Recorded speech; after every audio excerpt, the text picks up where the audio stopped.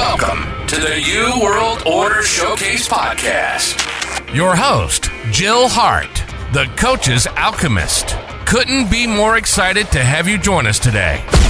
On this podcast, we celebrate the champions of change, the up-and-coming life, health and transformational coaches who are fearlessly stepping forward to make a difference in the world. Get ready for inspiring stories, practical tips, and powerful moments that will motivate you to make a positive change in your life and those around you. We're happy to have you join us on this incredible journey as we dive into the world of life, health, and transformational coaches who are lighting up the path towards a better tomorrow.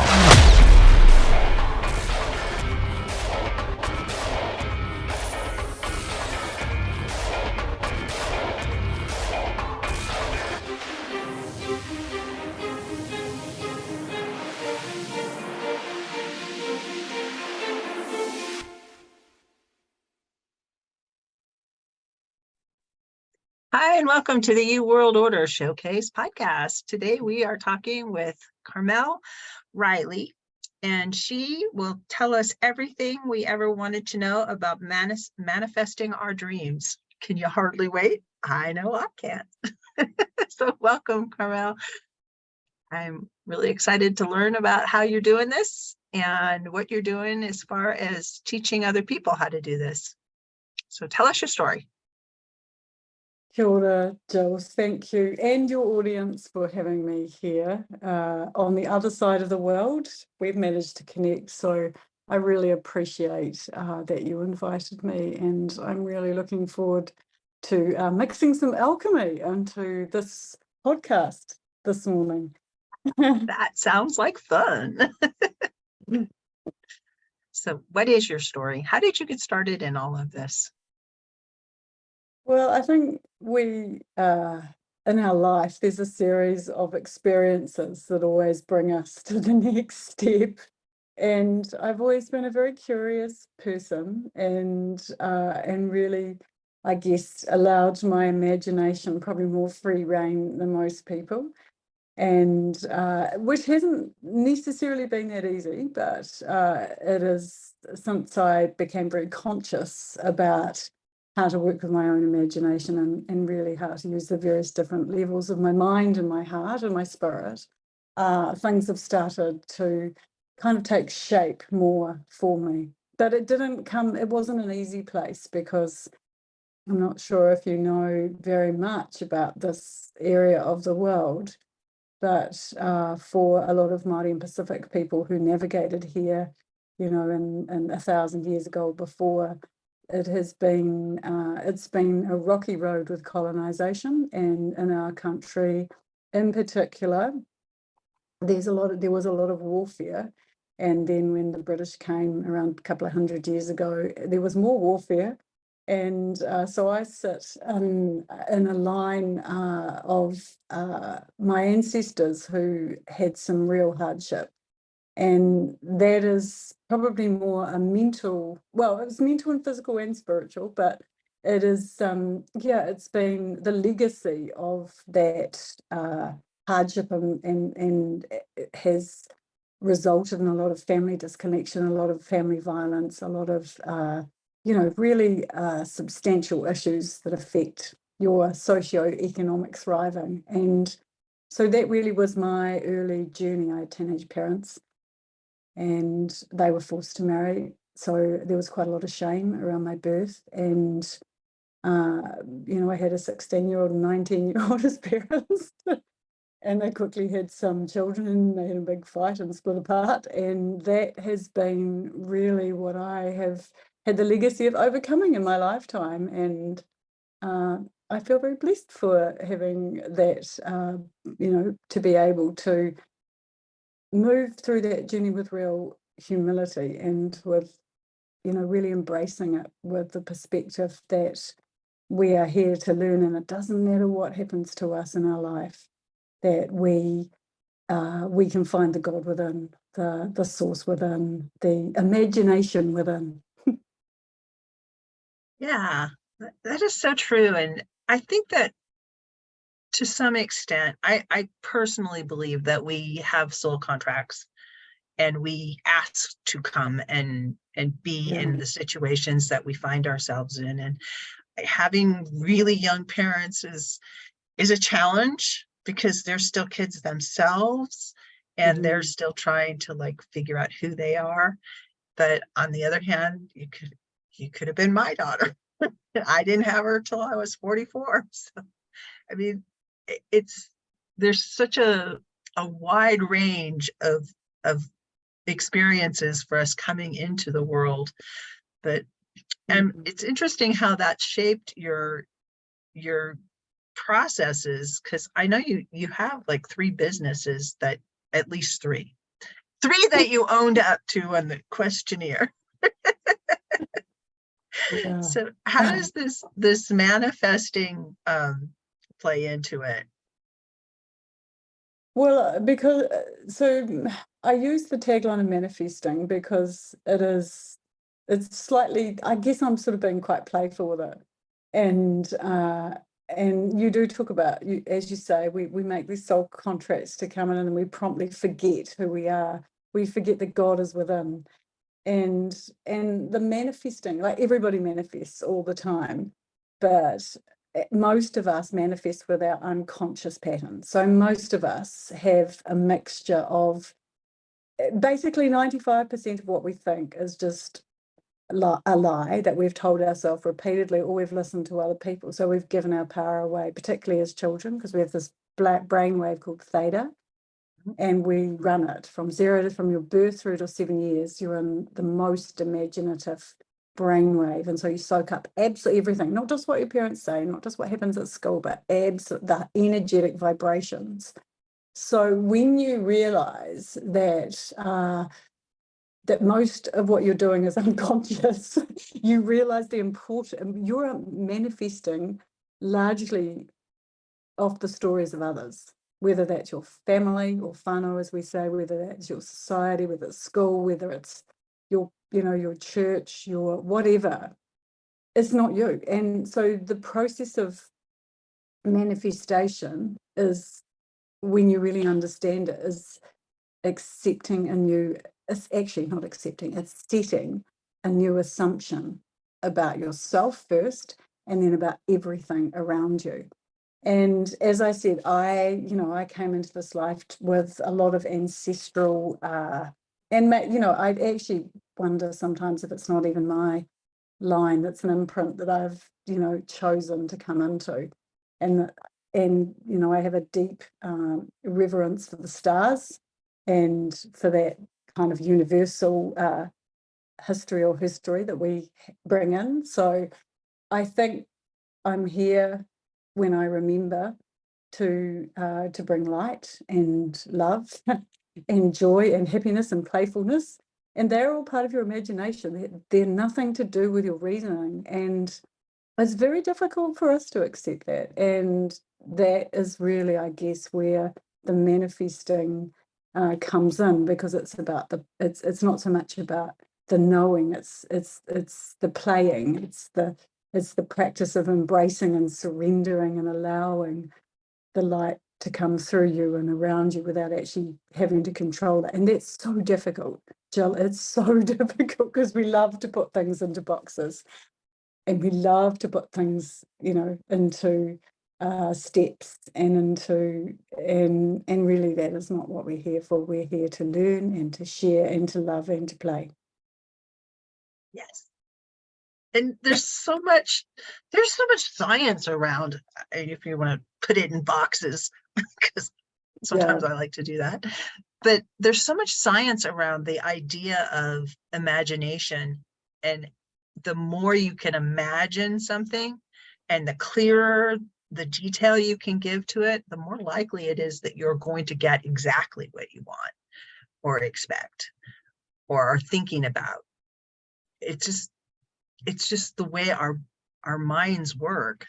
It's incredible how powerful we are. And absolutely. And words kind of have the same kind of power. Which you think about, you talk about, and you put that vibration out into the world. And I think the whole world is it's an energy field. And And that's Totally. science too, because it's just everything is vibrations and energy. And you speak things into existence, and they will work to form. You may change direction and it may not materialize as you had spoken it, but when you do speak it, things are more likely to happen. Yes, and I think the thing is understanding the unconscious speaking, because that's the hardest part, is to realize that everything that you've told yourself for pretty much your entire life is a lie. And it's just a lie that you've accepted and repeated. Like there's nothing, even with whatever science that we choose to, define it by, there's absolutely nothing that exists without some shaping by people's, mostly sight, from a vibrational perspective, or sound, or touch, or taste. They're all filters.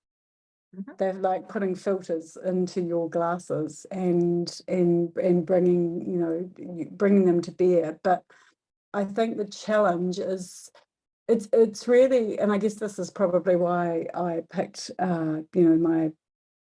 my business, which is around manifesting, has got meditation and self-hypnosis in it. And the reason for that is really the way that we embrace our best ability, past all the noise, past all the filters, past everything, is through silence and stillness and the pause. And, that's really common to pretty much most faith-based practices and most spirituality, past the dogma, past the stories. It's the pause. It's the allowing, because we don't have to do anything. Like anything that we desire already exists, and we know that. I mean, blockchain is the best example.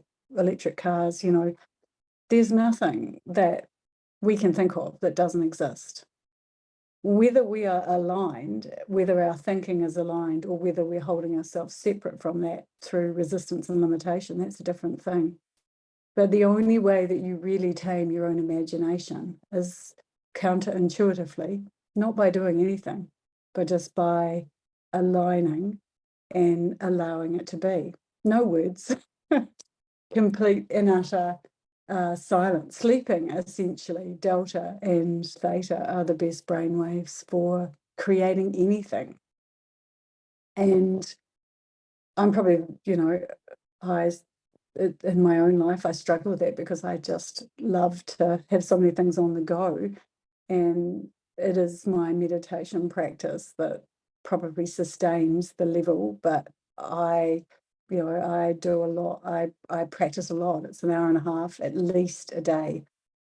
And the more you claim that slow brainwave, the more you start to realize some of this for yourself, which again is so counterintuitive to our modern life, because we expect to shape everything, we expect to massage everything, we think that we have to do everything, but in actual fact we just need to do nothing but get out of the way. Yeah, that's a lot of it. And you may say an hour and a half of meditation and people I can hear you out there. You're going, and how can you sit there for so long? But it doesn't feel like an hour and a half. If you sit in meditation for an hour and a half, it just does something to you. It does something to your brain. Yeah. Such a deep level, and it just makes the whole rest of your day. I like to meditate like when I first get up in the morning, before I've done anything else, because my brain is still kind of in that state. So it's really easy to just slip back into it's like a dream state, but not quite. It's less the dream than it is the just super relaxed and allowing things to come to you rather than forcing them. And it's kind of magical. It's really interesting. So I'm wearing your listeners won't be able to see it, but I've got my daughter has a fancy Fitbit, but I bought a non branded one off Amazon, which was a really good price.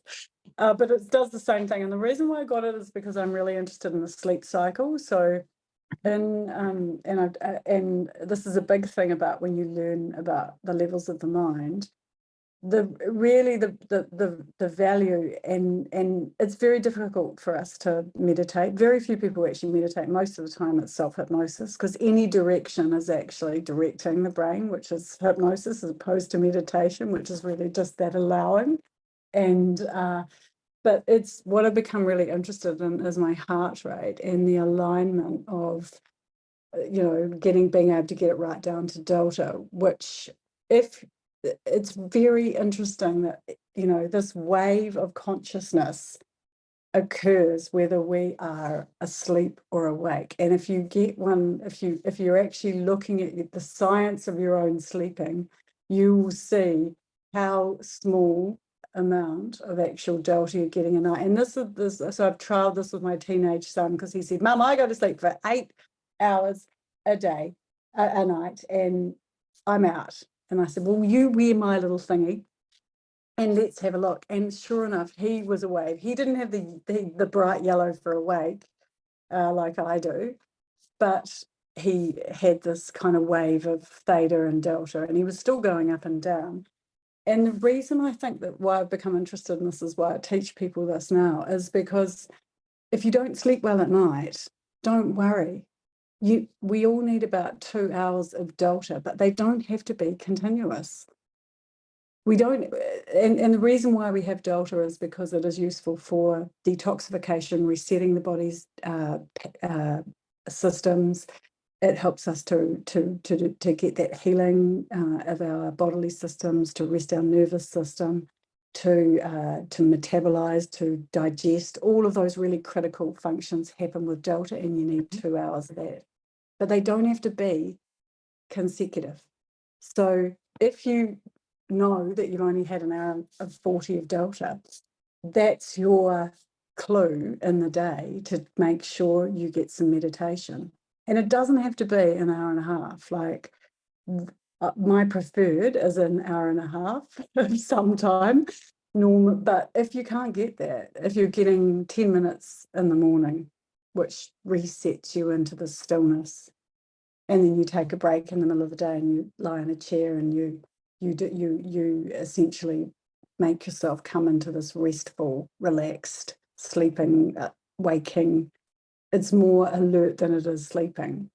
But you actually begin to see this, the pattern of your own brainwaves. And that is, that's really empowering, because the key to all of this is really just to make sure that you have enough theta and delta, those slow brainwaves. That's all you really need to make changes in your own life and to start to see some of those changes take effect, because you've built a new mind pattern, because you're allowing yourself not to rush around with that everyday thinking. And it's the everyday thinking. I know this is, and that repetitive everyday thinking, which brings us back to our unconscious states. Does that make sense? I know that's it totally makes sense to me. It's just the 2 hour thing is kind of interesting. I'd never heard that. And when they talk about 8 hours of sleep, maybe it's because you break it down. I don't normally wake up beyond like the theta state at night. I've trained myself to be really a good sleeper, and this has just been a fairly recent thing over the last couple of years. I've used like self-hypnosis to go into sleep, and some breathing techniques that really have helped me. And if I find myself feeling like I'm going to be waking up, then I just do the breathing pattern and I go right back into those other two states. But it's really important to allow your brain to just explore itself. And I think that's all dreaming is. It's just a different, it's it's like being awake, except you're not. And your brain can just have fun and do the things that it would do when you're awake, except it's busy trying to keep you out of trouble. That's exactly right. But I think it's that a lot, we have such hang-ups about what we should be doing, and I think that that's the great thing about knowing that if you're not getting, like, most, you sound abnormal to, like, most people do not have a good night's sleep. Mhm. They're too stressed at the end. They go to bed with this kind of, this worrying about whether it's their finances or their relationships with their spouse or their children, or, there's so many things that are playing in the mind. And I think that that's, it just encourages you to know that if your consciousness is a wave, all you need to do is focus on getting those deep bits. 2 hours a day, that's a really easy target for most people. And this my particular little watch, I think, cost me like 40 New Zealand dollars, which is pretty much nothing, and you can actually see it, and you can become the scientist of your own imagination, because those Theta and Delta are just the brainwave speed. I mean, Alpha as well. Alpha is just our relaxed state. That's when we're, when we're walking, or when we're doing something that we enjoy, gardening, or just being out with our feet on the grass. Theta is the REM, and it's also, and there's levels of Theta and Delta. So it's more about just realizing that the slowest part of us is the most imaginative, and the more imaginative we are, the more we can bring about the things that we like. Because most of us say, okay, I want a new job, I want this new business, and then we do nothing about it, and we essentially we hate on our own lives. we see what we don't like, and we get more of that. We when do. you start hating on something, or you're mulling something over that's not really particularly going to make your life better, it's just, you're going to get more of that thing. It's why gratitude works so well. It's just changing what you're thinking about. If you're running a bad pattern through your head, if you sit down and write 10 things I'm really grateful for, I would say 100, but most people have trouble sitting down and writing 100 things that they're grateful for. They forget about little things like, I've got fingernails, or I took another breath this minute, or have eyelashes. Or just close your eyes. Yeah. Close your eyes, because closing your eyes blocks out 90% of the sensory data, because 90% of what we receive is light. So as soon as you close your eyes, and I love the gratitude for fingernails. I've never thought about that.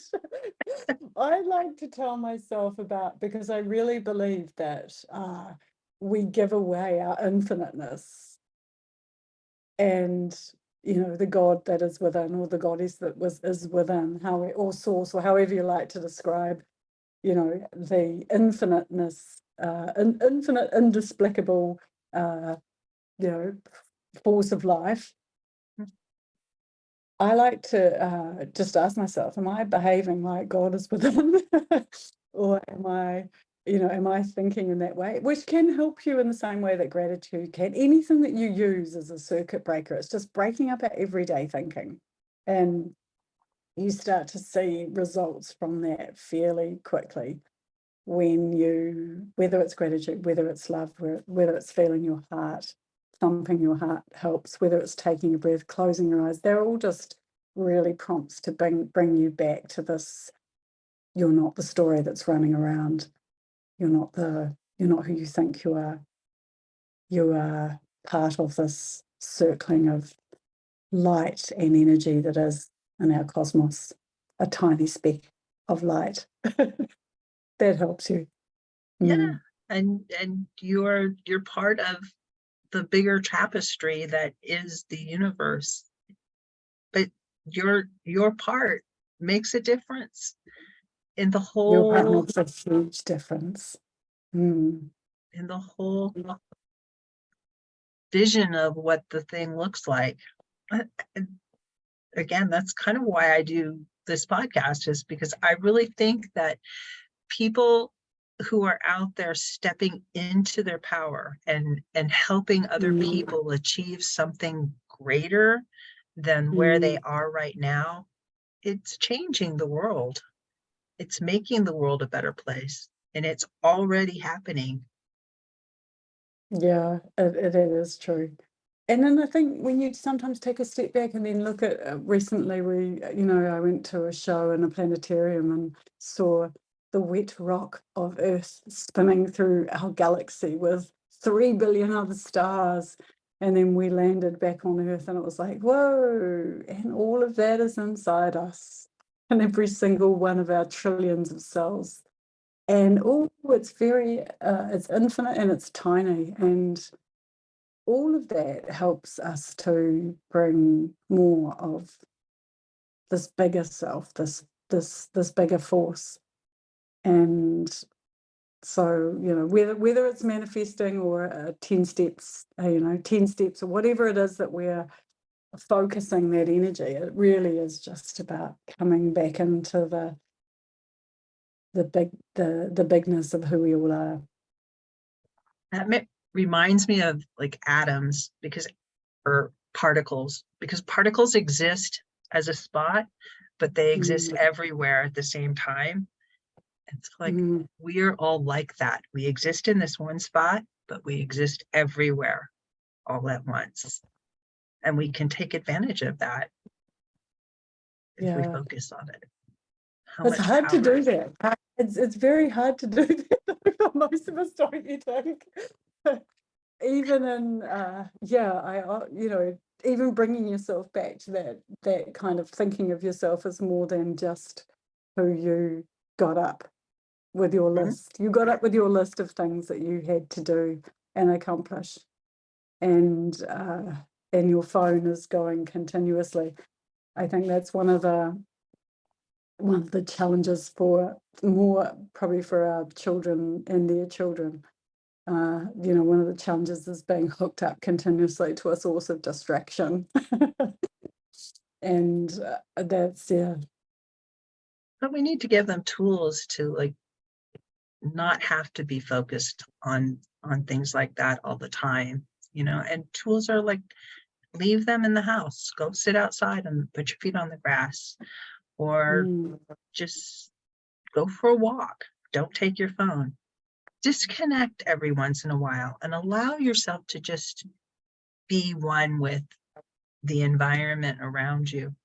I have an exercise I like to do, and that's when I lay really still and I try to imagine where my body ends and the air begins, because we're just molecules, and molecules have electrons, and electrons change the valences. So you're not really solid. There's a point where the air is moving in and out between your body and space. Yeah, that's really interesting. No, that's really interesting. Do you send yourself around when you become light and when you become the air? Do you send yourself any places? No, I don't. I don't have any agenda about it. I've tried to do remote viewing from time to time because I think that's really interesting. And there's studies around that it's like, it's a thing, and people can do it, and people can see things even though they're blind, like blindfolded. They can read books through the blindfold without actually seeing it, but they can become aware of it. And it's just like, there's so much we don't understand about the power that we actually possess as a human being. It's just fascinating to me. It was really funny. I think it was about 2 years ago, I ran a summit on meditation. And through the different so we ran it was through physical, mental, spiritual and cultural. But on the spiritual day, I had a remote viewer, teacher. Wow. Fascinating interview. He was honestly just so, because I actually didn't understand that remote viewing was primarily a tool of the military to spy on other countries. Yeah.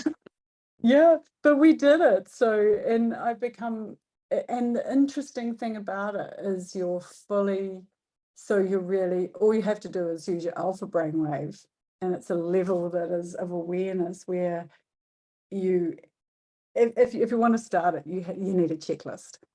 And so all you do is you're given the target and you just start to, without any filter of yourself, again, without your beliefs, you just start to literally say shapes, colors, and if you can do it that way, it's actually the best way. And the more you practice that, the better you get. But the really interesting, this is where the quantum theory comes in, is that you as the observer actually can change. So if you're doing a historical target, you can actually change the nature of that historical happening, event, whatever it is, and something will come back in this world or in your present day to affirm to you that you actually changed it. Now that's really freaky. And Time you can travel. do it. Yes, but it's not, it's more just, this is part Energy. of all of us. Yeah, this is our consciousness. Our consciousness has no past, has no present, has no future, has no boundaries. Where we, right now we can be in our home planet on the other side, and Dolores Cannon proved that through thousands of interviews of people in hypnosis. We are not this bit sitting talking. What I was saying, we're the particle. We're here, and but the we're universe. also everywhere. We are, yeah. We're in the universe. We're part of the universe. We're all, it's just kind of mind-boggling when you think about it, but it's also kind of exciting. It's exciting. And if you ask yourself, like right now, if I ask myself where I'm feeling you, it's like about under my left rib, and I can literally feel where you are, where I'm feeling your energy.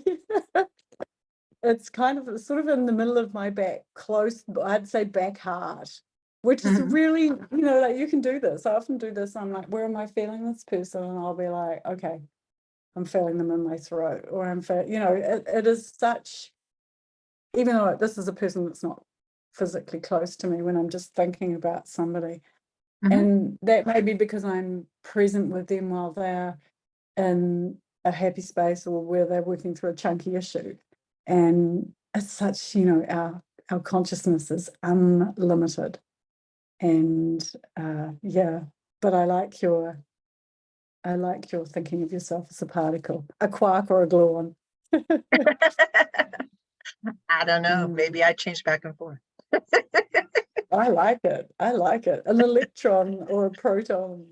You can ask yourself that. Am I a proton today? Am I permissive? Or am I electron? Am I causing chaos and change? Or am I neutron? And I'm just here. Exactly. Love it. To referee. So you are a manifesting coach, right?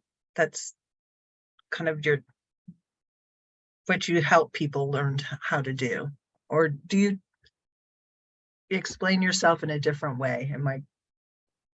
I teach that earlier. Yeah, I think I think I describe myself not so much as a coach, because I'm more of a teacher of certain practices that can help people to manifest in a way that pleases them, as opposed to the way that most people manifest, which is with unconscious patterns. So I like to put the power back in the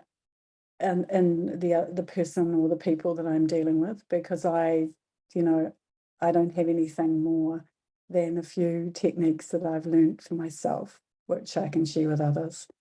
I always view any client or any person that I'm with, they are their own universe. They are their own God force. They are their own healer, their teacher, creator. And it's really just the practice of stillness and the practice of relaxation and observation and surrendering that I like to teach. But I guess the result of the practice is the manifesting, and particularly when you've gone past your own healing and taken responsibility for, as you say, your contract in this life is to come through and uncover your consciousness. So I definitely think of myself as more of a teacher than as a coach. And you've written a book, Super Manifester, Manifest the Secret in You. Is that available anywhere where we could find it? So thank you. We've got a launch. I've got a launch in November. I have a publisher, so I follow his rules, which is always difficult for me. But yes, we have a launch. I think it's the 8th of November. So at the moment, I'm just collecting names of people who are interested in that book. But the book is basically walks you through just from walking your way through a place of understanding your the limits you put in the way of manifesting, and into super manifesting, which I describe as the more consistent positive use of your imagination. So it's the positive spinning of those molecules as opposed to the contracting, which is what a lot of, it's easy to go into that default. So that's really what the book is about. That's exciting. I can hardly wait for it to come out. How do you get on the waiting list? So I have a little link, which is I can share with you and your audience. So that's the best way, because it doesn't launch for a couple of months. And we'll put that link in the show notes so people will be able to get on the list. And I give away, if people join, I give away the workbook. Oh, okay. Yeah. And we'll have links to that too. The workbook is, when you sign up, you get the workbook, and it basically follows the book and explains quite a lot about manifesting, particularly in the meditation and how you get into those slow brainwaves. So it's not your usual PDF. It's not just a list of steps. It's the full workbook, which is 125 pages. So there are lots of kind of tips and tools as to how you bring yourself into a place of empowerment, self-empowerment. Yeah, because that's the first place you need to be if you're going to be your own hero. Absolutely. So how do people work with you? Do you do one-on-one coaching? Do you do groups? Do you just have the book and the workbook? How does that look for you? Yeah, so I have in this year I have been doing more face-to-face group work, and as opposed to the one-on-one. I used to do a bit of one-on-one, but the reason why I don't do one-on-one is because people often become again, we're so used to giving our power to the outside, and it's really difficult when you're working with someone one-on-one for me to say, like, you're actually the teacher. I'm actually just a guide. So I prefer to do the group work, and mostly this year I've moved into face-to-face just because we can, because it's been, as you know, with this digital world that we it's lovely to be able to step back into the face-to-face. So I mostly just do workshops that are with people and, face-to-face. That's really nice. Yeah. Can do that. All right. So what is the one thing you want to leave the audience with today? I'd like to leave the moment of pause, and just to remember that all of us, before we can do anything, can close our eyes, take a breath, focus within, be the particle, be the universe, be the light, be the love. And if you pause with that moment of stillness right in your heart. And I think that's where we started with the stillness. That is really the best. That is your best. I think that is the best way to be, is to have lots more pause and to be in the moment. That's so beautiful. Thank you so much for joining me, Carmelle. And I've really enjoyed exploring all of these kind of metaphysical aspects of life and our imagination. And I hope to actually have you back again one day. Talk about it more. Jill, thank you so much. And I really felt, actually, I was trying to work out which cosmos we might have been in, but it was a beautiful opportunity to be with you. I thank you very much. Thank you for allowing me, and much love to your audience, sending some ripples of 999 aroha, which is the way we describe love down here in New Zealand. Much love. Thank you very much for having me. Thank you so much for tuning in to another empowering episode of the You World Order Showcase podcast. We hope you've enjoyed hearing from our incredible life, health, and transformational coaches who are making a profound impact on the world. Remember, change begins with you, and you have the power to transform your life and the lives of others. If you want to take that next step and unlock your true potential, visit thecoachesalchemist.com, where you can find the 3 ways we can help you for free to spin your talent into gold with clarity, a system, and a plan. Don't forget to hit the subscribe button so you never miss an inspiring episode. And if you enjoyed today's show, we'd greatly appreciate it if you could leave us a review on your favorite podcast platform. Your feedback means the world to us and helps us reach more people with our positive message. Stay connected with us on social media for updates, behind-the-scenes content, and upcoming guest announcements. You can find us on Facebook at the You World Order, or simply visit thecoachesalchemist.com.